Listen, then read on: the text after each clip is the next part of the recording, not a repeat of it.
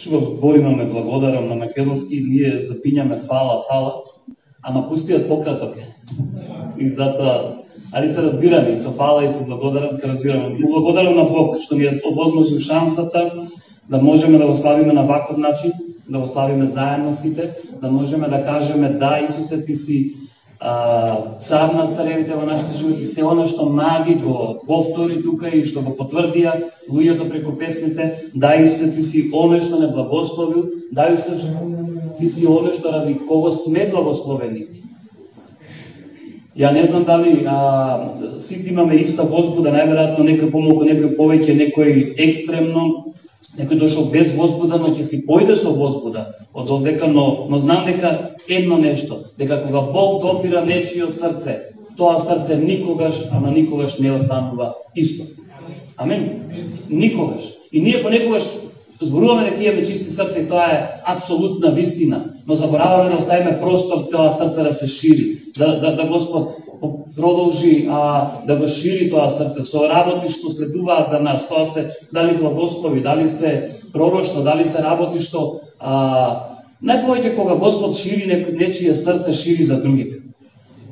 Да. Зашто ја верувам дека во Господ сме задоволни ние самите. Амин.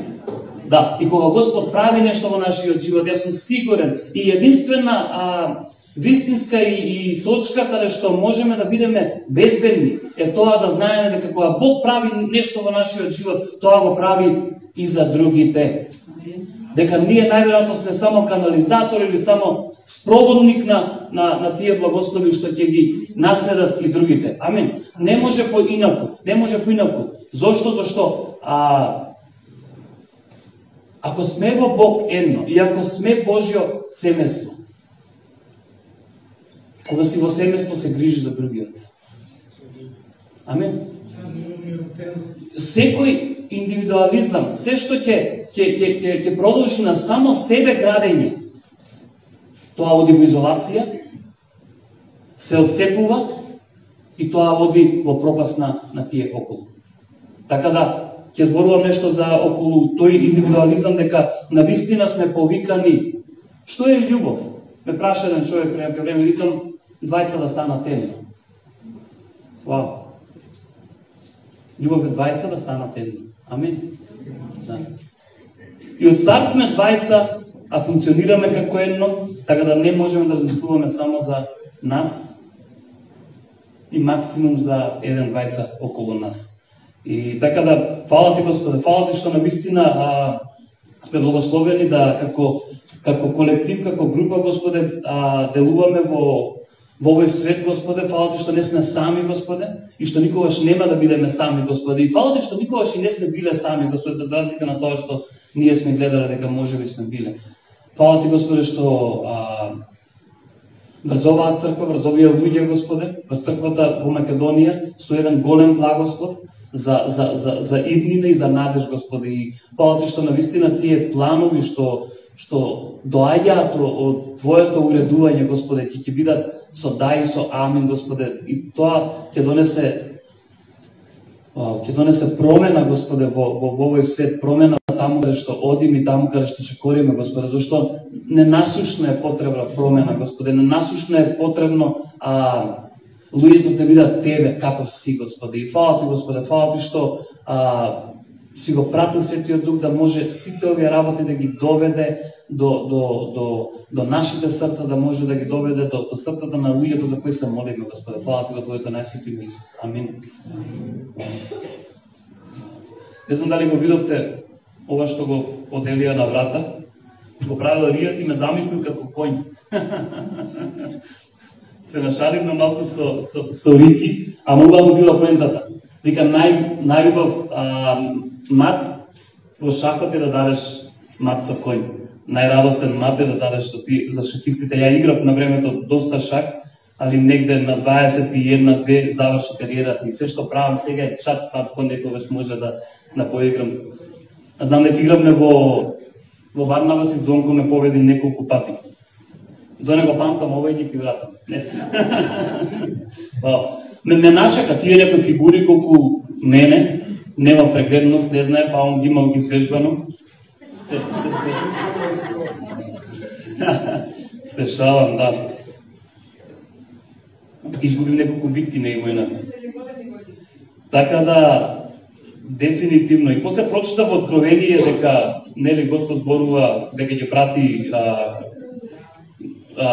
принц на ваков кој, на таков кој, вика, добре. Добре, тука сме. Океј, малку да се нашалиме и да се ослободиме, ако можам да кажам, од притисок не чувствувам, него едноставно да направиме атмосфера, да можат да легнат работите. Кога разговараме дома со Данчо, ми вика, доста ми проповедаш. Сега ти проповедам, сега не може да ми рече. Сега не може да ми рече, а па јас да и вратам и викам, една третина од ова да го примеше што го кажував, ќе беше топ. Така да не останувам покусо. Да, не останувам покусо. Дефинитивно. Зоне, сигурно ти рекле, доста ми проповедаш. Или ти тоа не дозволуваш, нема шанса. Така? Океј. Вау. Ајде да видиме докаде сме со проповедта. Вака, последниот пат кога зборував, нели последниот пат зборуваше Зоран, него последниот пат јако зборував. Пред Зоран зборував за откровение и за тоа дека каков е Христос таму на небото и дека тоа откровение на Јован не е само откровение да ние го гледаме и на некој начин се дивиме или да бараме да фантазираме само за тоа, него вистински да гледаме. Фантазијата за откровенијата или фантазијата што ја употребуваме да дојдеме до откровение е само едно ниво за да дојдеме до вистинско Богово видение, да дојдеме до вистинско гледање на самиот Бог. Во 6 век во манастирите, каде што се чувала духовноста, зашто тако бил векот тој период, се развила една многу интересна пракса молитвена, што можеме да кажеме дека правило, но воопшто не е правило, зашто се содржало 4 наједноставни работи, а донеле до вистински откровенија за кој е Бог, до вистински виденија за кој е Бог. И тоа било читање, молење, медитација и контемплација. Контемплација како највисок вид на медитација, каде што веќе ти се среќаваш со Бог. Ја верувам дека ние сите како суштества сме повикани на таков однос близок со Бог. Не на такви правила во Бог. На некој човек му кажа дека секое правило и секој принцип паѓа пред личниот живот на еден поединец. Што значи тоа? Секогаш кога ќе ти дојдам и ќе ти кажам ти вака и вака треба да правиш, тоа може да падне со твојот личен живот. Зошто? Зошто ти имаш однос со Бог. Ти не си како ви кажат црвите, не си одавде. Не, од тука си. И ти имаш личен однос со Бог. И ние многу пати утнуваме кој ќе тргнеме спремни на некого да му укажеме нешто, на некого да го укориме или да го, не мора толку тежок збор, да го коригираме или воопшто да го охрабриме, без подлабоко и лично да го познаваме. И да знаеме дека, усвари, Бог го прави истото на еден подруг начин во неговиот живот. И ја мислам дека треба да се познаваме поблиску, треба да се познаваме подлабоко. Не можеме да одиме во широчина, височина и должина, ако не одиме во длабочина. А тоа е во длабочината на нашите односи, во длабочината на нашиот однос со Христос. Од таму излекуваат сите работи. Бездна повикува бездна или длабочина повикува уште поголема длабочина, каде што ние сме тотално побезбедни и посигурни.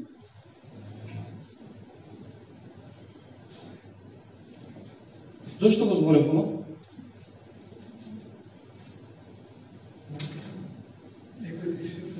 Дефинитивно. И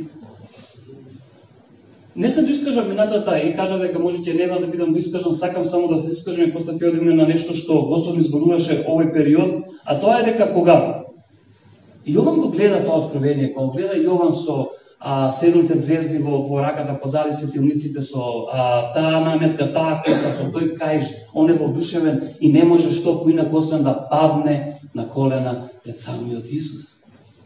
И интересно што е запишано во Откровение првата глава 70 стих. Мислам дека го имаме. И кога го видов, паднав како мртов пред неговите нозе, а тој ја положи десницата врз мене и ми рече: не плаши се, јас сум првиот и последниот. Амин. Оно што го читаме дека држи 7 звезди, Оно што читаме дека држи галаксии, се мојкниот, првиот и последниот, вечниот, тој истиот за миг застанува и се наведнува да те земе тебе и да те крене. Тој истиот што држи се во своја контрола е заинтересиран за твојот живот. Без разлика дали клечеш, дали стоиш.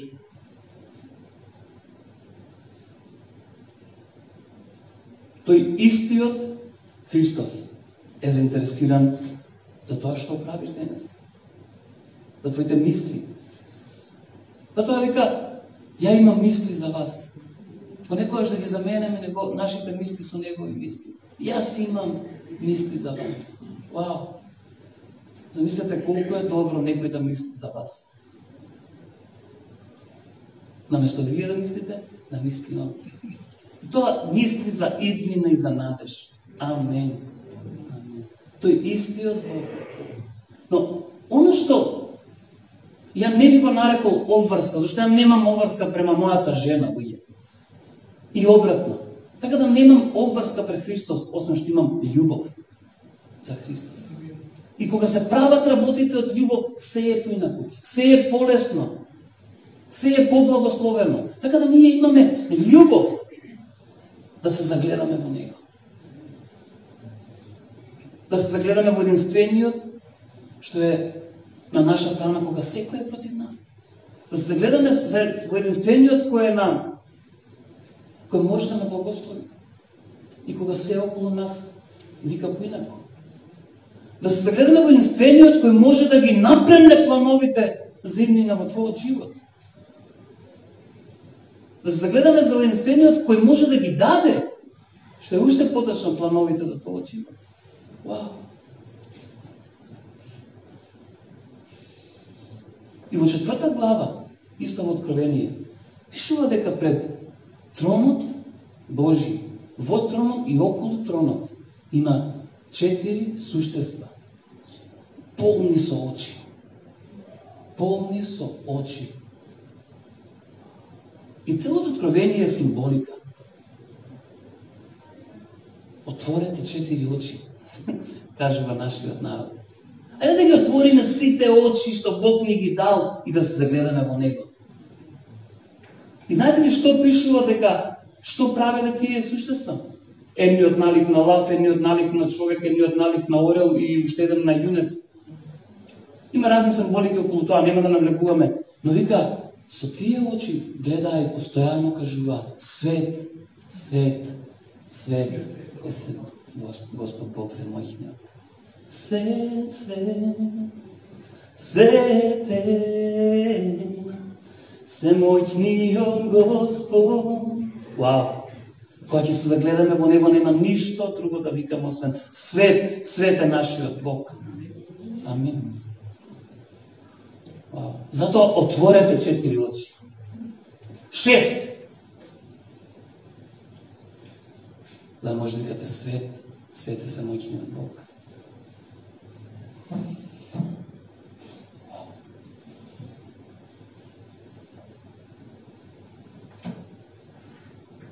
И одеќе имаме наслика на Христос, каде што владее со се. Владател, најсвет, крал над кралевите, цар над царевите, господар на господарите. Но ако одиме во песна на песните, таму ќе видиме скоро друга слика на Христос. Песна на песните е символика на како црквата го опишува младоженецот Христос и како Христос си ја опишува црквата. И ако одиме таму ќе видиме дека таа е слика на една интимност со твојот Бог. Никако не е контрадикторна, зашто таму косата е кадрава и означува друго. Одека е бела седа, полна со премудрост. Зошто? Зашто ние Бог не го доживуваме само како центар на се и само како некој што е строг владетел. Во истиот момент имаме повик да бидеме интимни со Него. И затоа и Соломон може да ги пишува сите тие работи за Христос и за црквата. Но нашиот поглед, ако можам да кажам, на таа интимност кон Бог, доаѓа само од тоа кога знаеме дека сме љубени од Него. Тешко е да даваш љубов напразно. Сте го доживеале некојаш тоа? Не е невозможно, но тешко е да даваш љубов која не е возвратена. И затоа ние секогаш треба да знаеме дека Он прв не застика. Секогаш треба да се подсетуваме дека Он го направи првиот чекор. Мене тоа ми дава до сигурност дека Он ќе го направи последниот чекор. Зашто е доверлив Бог.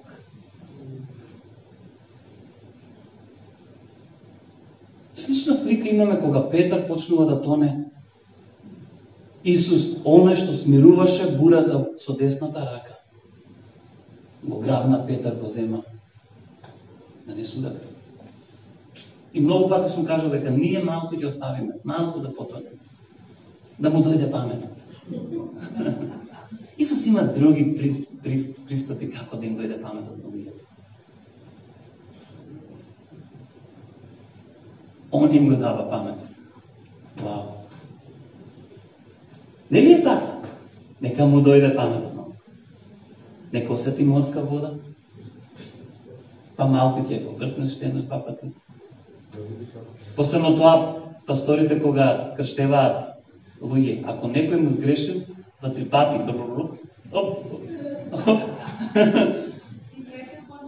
и третиот пат најдолго и со нога да задржи малку. Вау! Христос не е така. Амен. Христос не е така. Вау! Оно што е опасност да ни е одземе радоста од овие виденија во Бог е сомнежот. Дефинитивно сомнежот е нешто, тука сум пишал дека може да не однесе исто толку далеку колку и верата. Ја не знам дали сте размислувале на ваков начин, но сомнежот може да те однесе многу, многу далеку. И сомнежот и верата почнуваат со мали синапови зрна,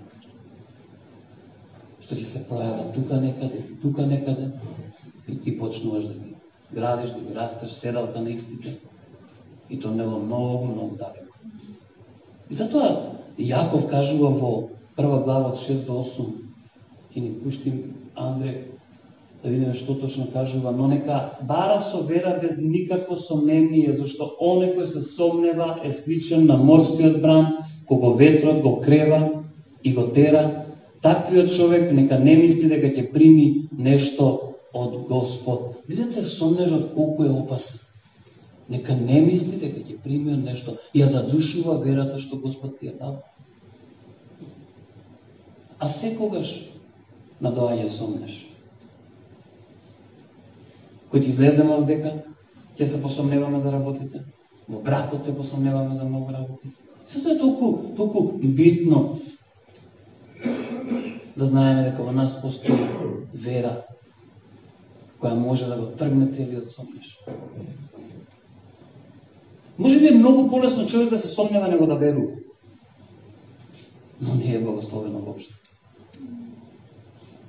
Може би е полесно да се сомневаме на секој ден, ќе се држиме на страна и навидим ќе нема да бидеме повредени. Некој човек му донеле некој дете, тоа дете било полно со, толку било чисто, толку во тоа што го правело, то толку било мудро. И дошол некој човек постар, и нели тоа е приказна, ги вадат срцата, ова чисто срце, а ова цело рането срце. Цело рането срце, но многу убаво. Рането убаво. Понекогаш држејќи се на страна, може ќе задржиме некои работи чисти, но ќе останеме сами и ќе останеме неразбрани и никој нема да разбираме. И да се пуштиме во луѓето, да се пуштиме во потребите, да се пуштиме во соживотот, каде што многу пати ќе бидеме ранети, многу пати ќе бидеме повредени, али срцата ќе бидат побави. Амен. Вау.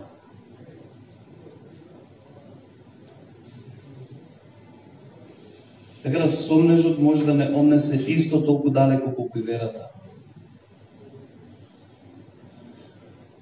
Пред 2 години, кога беа карантините, го читав исповедите од Августин и една реченица многу ме трогна, каде што вика: во моето срце блесна светлина и целосна увереност и сета темнина на сомнежот исчезна. Верата е тврда увереност. Амин. Каде што целата темнина на сомнежот си оди. Ако одбирам, меѓу овие две одбирам вера. Амин. Ако одбирам од овие две работи, одбирам вера.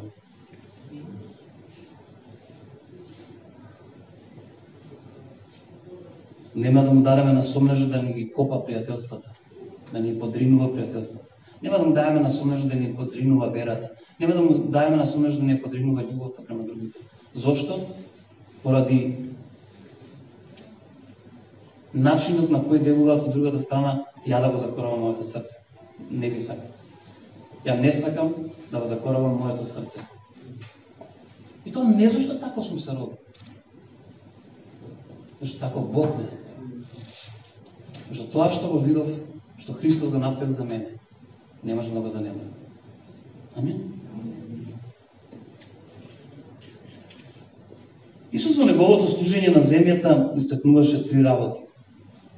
3, може би, најважни работи што ние ги искусуваме во нашиот живот. А тоа е: дојдете.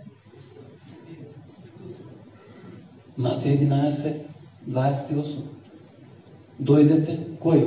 Вие обременети. Дојдете вие што онемоштени.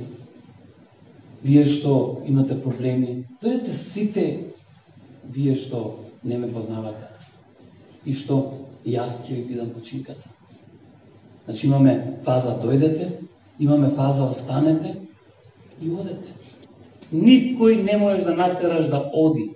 Ни Господ не може да го натера, вика тој. А точно е, не може да го натера. Зашто не дошол и не видел, зашто не останал и не љубел, како може да оди да прави? Така да, ако гледаме подлабоко, ќе биде: дојдете и видете. Делата Божи. Така беше. Имаме таква песна: дојдете и видете ги. Останете и љубете. Само тој што ќе остане може да љуби. И само тој што љуби може да остане. Амин. И одете.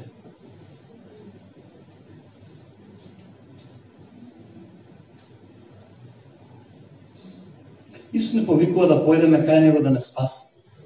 Пред се и над се. Воопшто да немаме проповед, воопшто да не зборуваме или да не философираме понекогаш. Доволно е. Исус дојде во твојот живот и те повика да дојдеш да те спаси. Но работата е кога остануваме на спасението. Тоа мислам дека Зора минатата служба го зборуваше. А не ги отвараме ширум очите.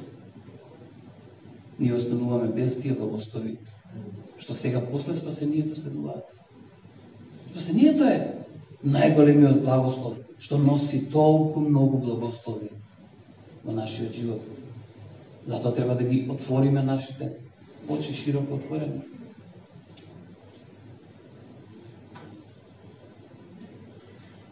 Зошто? За да видиме Неговата слава, да ги видиме Неговите дела, да видиме Неговата љубов. Кога јас почнав да го спознавам Господ на ваков начин, кога почнав да се дружиме со екипата Коки, Дарко, Дамче, Мими, Еми, Ивана, сите тие, кога дојдовме во оваа црква, кога дојдовме на тие служби, тоа беше еден, ако можам да кажам, пресврт во мојот живот на едно. Не можам да кажам дека нешто драстично се смени во мојот живот и во тоа, во врските на мојот живот или било што тој период, но тоа што беше, срцето гореше. Она која патуваат до Емаус, која вика: бе, срцата ми гореа, како не го препознаме. На таков начин гореше срцето. Ја верувам дека секој еден го доживеал тоа исто. Тоа е кога ќе дојдете и кога ќе видите дека Бог е добар. Кога ќе дојдете и кога ќе вкусите дека Бог е добар.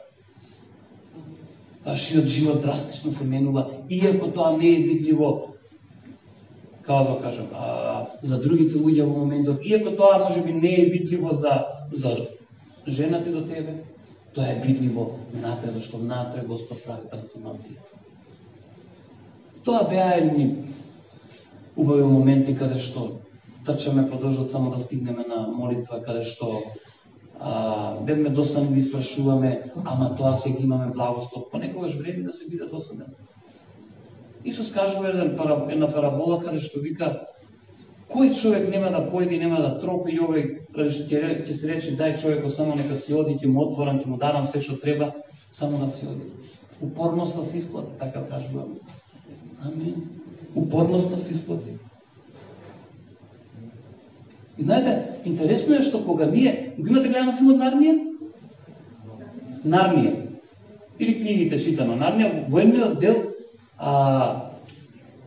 иде лавот и Луси му вика Арстоне, дојде, се израдува. Вика, ја цело време сум тука, но ти ме направи видлив. Ние го правиме Исус видлив пред другите, кога ние ќе го видиме и кога нашиот живот ќе му дозволиме да го трансформира. Ние го правиме видлив Исус кај другите луѓе. Зошто? Што не цело време тука, али ние го правиме видлив. Амин.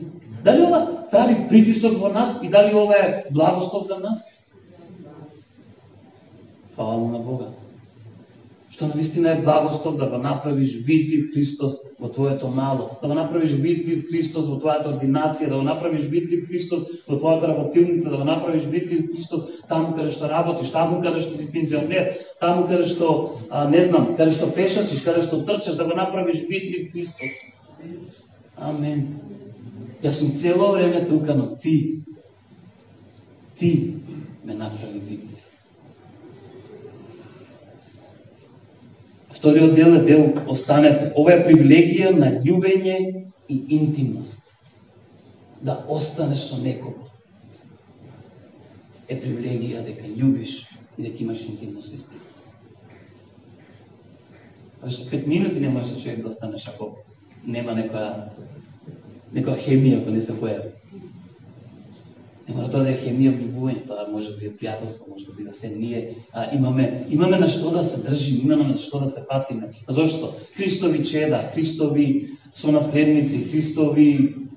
Ајде, дополнете ме. Пријатели. Вика, се ви кажувам вас и не ве нарекувам веќе слуги. Се ви кажувам. И ве нарекувам пријатели. Така да останеме е привилегија на љубов и на интимност. Љубов е двајца да станат едно. Амин. Сум пишал, на данча секогаш викам дека се додека гледам дека ме сакаш, нема потреба да ми кажеш дека ме сакаш.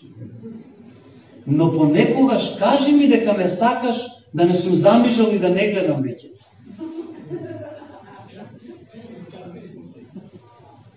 Го јасно ни е. Зашто ние понекогаш мислиме дека гледаме, мислиме дека пратиме, мислиме дека сме присутни, мислиме дека се и наеднаш ни избегале година, 2 месец, колку и да е минута од животот и ништо не сме виделе. Зошто? Зашто ние сме гледале слепо. Може да гледа човек слепо? Јас сум убеден дека може да гледа човек слепо. Така да Господе отвори ни ги очите. И ушите. Ајде да видиме со широм отворени очи. И случајно додека спремам, додека вртам, гледате што најдов. Ова некогаш, најверојатно. Многу те сакам, пиленце мое, најубаво ти си, моето најубаво маже. Данче ми го оставила. Данче ми го оставила да ме подсеќа. Така да колку и да мислиме дека сме сигурни, убаво е да не подсетат. Ова тука е слободили, ова е тука Назборни со години. И само додека опишував ова, кога вртев, кога го видов, гледа, видам како ми се поклопува. Ќе биде интересно. Но ќе биде и вистината. Амин, амин. Амин. Тоа Данчо тука ќе каже. Ја да кажам за себе не било така. Вау. Понекогаш при очи сме слепи. Имаше на песна при очи ти си слеп. Не гледаше, а не виде. Свесноста за тоа со како Бог си имаме работа доаѓа од љубовта што имаме за нас, што Он ја има за нас. Од таму доаѓа свесноста за со како Бог ние си имаме работа. Зошто? Ако не признаеме дека на љуби, или ако не видиме, ако не почувствуваме, ако таа љубов не направила ништо во нас, ние ќе имаме некоја поинаква свесност, а тоа е свесност на некој строг учител, свесност на некоја строг господа, каде што многу луѓето не се далеко од сето тоа. Многу луѓе на таков начин го перцепираат Бог. И таму остануваат. И најверојатно како го перцепираш Бог во твојот живот, таков стануваш ти. Зошто? Зашто ние во огледало го гледаме Него и се преобразуваме како? Преку Неговиот лик. Така да, каков лик гледаме? Ако гледаме строг и намртен лик, ние ќе отидеме строги и намртени. Но ако гледаме лик полн со љубов, каде што очите му жарат за твојот живот, ние такви ќе заминеме. А многу пати, како што кажува Јаков, заминуваме заборавајќи што сме виделе. И тоа го прави сомнежот. Сомнежот прави да заборавиме што сме видели. Сомнежот секогаш ќе биде присутен. И треба да му се плашиме. И имаме верата, и имаме љубовта што изгонува секој страх, на кој сомнежот е почетната инициирачка капеста.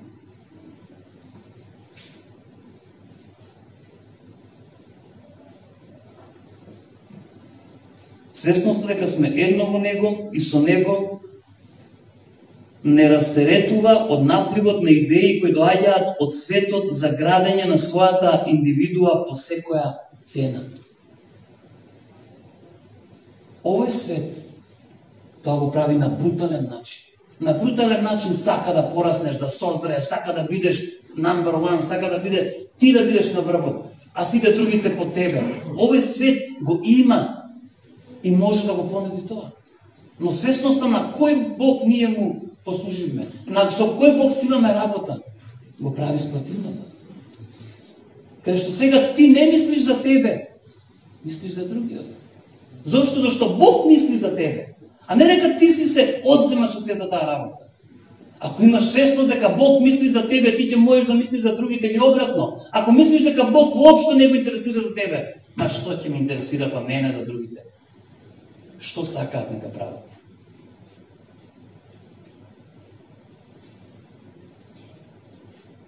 Слепото, ова го пишува еден мој пријател, додека седевме, пола проповед најверојатно ја пишав усвари во еден неврзан разговор, каде што излегува многу убави работи и најверојатно така е секогаш, во неврзани навидум муабети излегуваат силни работи од Бог, каде што и едниот и другиот се охрабрува и каде што еве сега сите можеме да бидеме охрабрени и додека он ми зборуваше, ја пишував и видите што пишав, слепото градење на индивидуата преку принципите на овој свет доведува до крајна изолација од колективот. Зошто? Бе, ти си важен. Ти си важен. Секогаш тоа ти си важен, ти си важен, ти си важен, ти си важен, прави гап со другите. Прави гап од овој колектив. Прави гап од колективот каде што си на работа. Зошто? Зашто ти си важен, ти си важен, ти си важен. Кој пак е како леп колективот. Кој пак е како леп насушен за растење на здравата индивидуа. Сакате здраво да растете? Растете во колективот. Сакате здраво да растете? Прашајте го учителот за работите што не ги разбирате. Појдете кај пасторот да ве изслуша. Видете со апостолот средете и уредете некои работи. Појдете кај пророкот да ви пророкува. и ќе растат индивидуата. Значи, колективот е леп насушен или не насушен за да растеш. И тоа не како индивидуа, како личност. Има разлика од индивидуа до личност, или тоа е некоја друга тема. Има голема разлика. Личноста е она што сме заедно со Бог.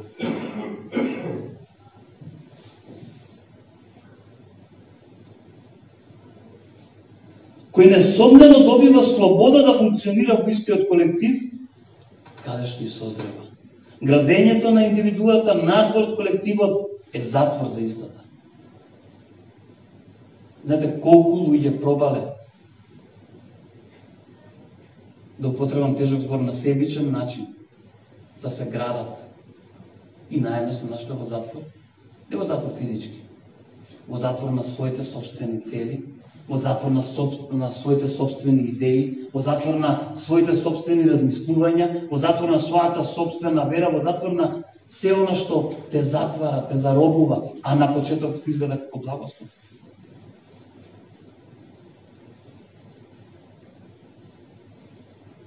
Мојот пример за мојот живот, што можам да го кажам, е секогаш кога размислувам за мене, давам простор да видам и што другите мислат за мене. Давам простор да видам што жена ми мисли за мене. Се навраќам да видам што родителите мислат за мене. Не да ме отслика, него да ме држи во здрава средина. Зашто многу лесно се посега по самиот себе, но тоа е усвари посегање по туѓи животи. Главен проблем на индивидуализмот станува осаменоста. Ова не го зборам да туку помине или да слушне светот како треба да се расте. Ова го зборам за да не се повредиме. Колку повеќе се вртиш кон себе, толку си поосамен. Не знам дали има резон во сето ова, во вас во момент има голем резон. Дека колку повеќе се вртиш кон себе, толку повеќе си осамен. Имаше еден човек што тргна по еден пат, многу опасен пат, а тоа е приказната за добриот самарјанин, каде што тој човек на вистина не смееше да тргне по тој пат. Зошто? Зашто таму имаше многу разбойници. Понекогаш не е така. Ајде сами да тргнеме, па колку и да е тежок патот, ќе може. И се наоѓаме како тој човек излепан, повреден до смрт, каде што ќе мора Господ да интервенира. И таа е добрата вест. Иако сме заглавиле Господ ќе интервенира. Амин. Осаменоста е да се тргне по пат сами. Зато Исус вика кои побараат километар, ма терај 2, 3. Поарно е заедно да се умориме него сами. Амин. Поарно е заедно да се умориме него сами. Осаменоста е болест на модерниот човек,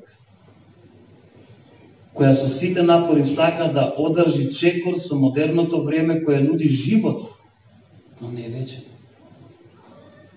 Кој нуди успех, но не радост. Кој нуди куќа, но не дом. Амин.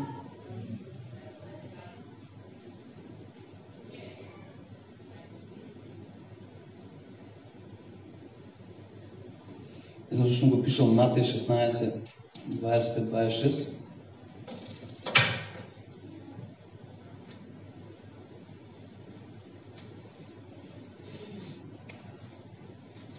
Тоа е дека трудејќи се да го здобиеме целиот свет, се губиме самите себе си.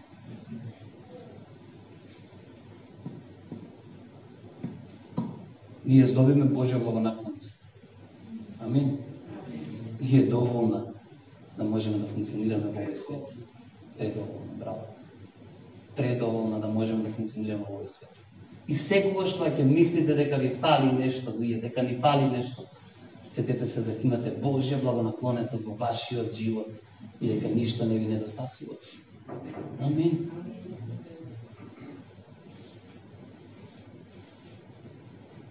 Да се остане значи да се љуби значи да се остане. И одиме со третото и крајно, мислам да не заглавиме многу, не знам да ќе треба да свири нешто тука, да пишни на 40 минути.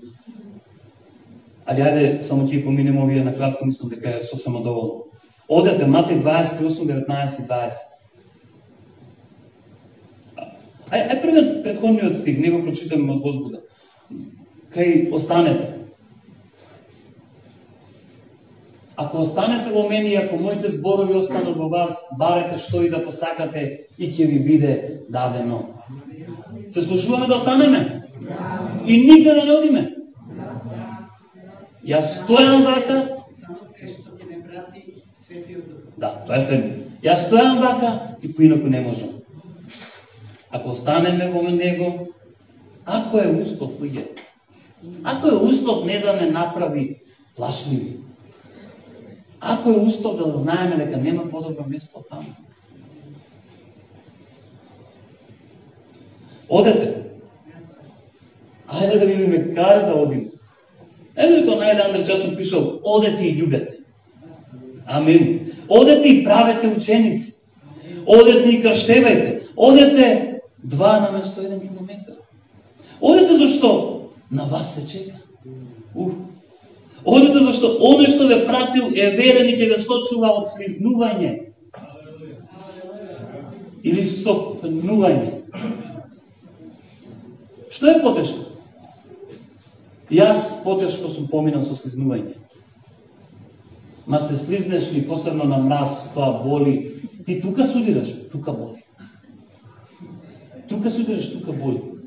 И затоа Бог нема да ќе не сочува од слизнување, за да не боли утробата, тоа за да не го боли неговата утроба.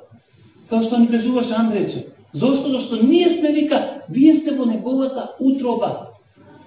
Еремија кажува. Вау. Затоа ќе не сочува од слизнување. Да не боли нас и да не го боли него. Со еден збор, одете и делувајте. Амин. Силни во сето ова, оснажени со сето ова.